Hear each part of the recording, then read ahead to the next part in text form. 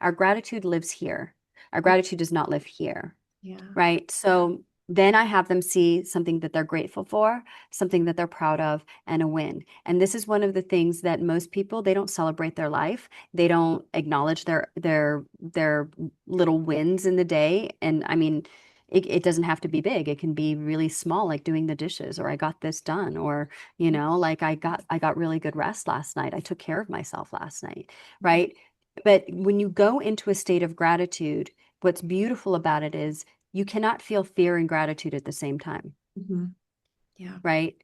You can't feel worry and doubt and gratitude at the same time. So gratitude, and some people are like, well, what do I have to feel grateful for? This is the biggest issue that I see is, what do I have to feel grateful for? Or I feel guilty Mm-hmm. for, like, because that person is, or, that part of the world is suffering. And, it's like, well, is that really going to serve the world then, if you're in their suffering, if you're holding that too, Mm-hmm. right? But when we go into our gratitude, it's, for me, it was not an easy thing to just switch on. I actually learned a practice from Tony Robbins called heart math.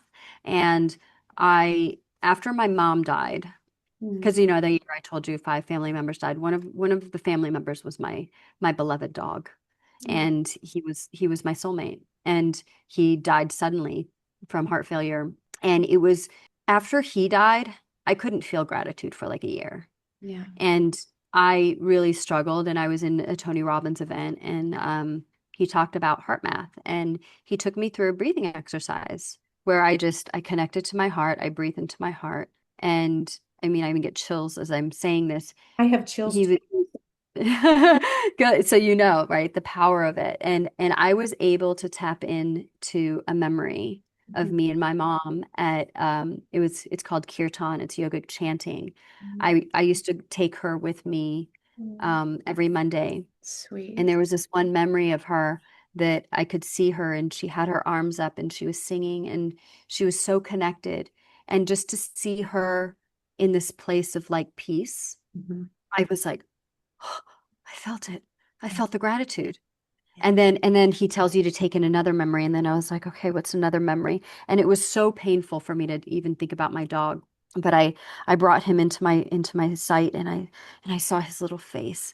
And then I just remember the present moments that I had with him. Mm-hmm. The moment when I would cradle him, because he was a Chiweenie, he was about 15 pounds, so he was my little baby.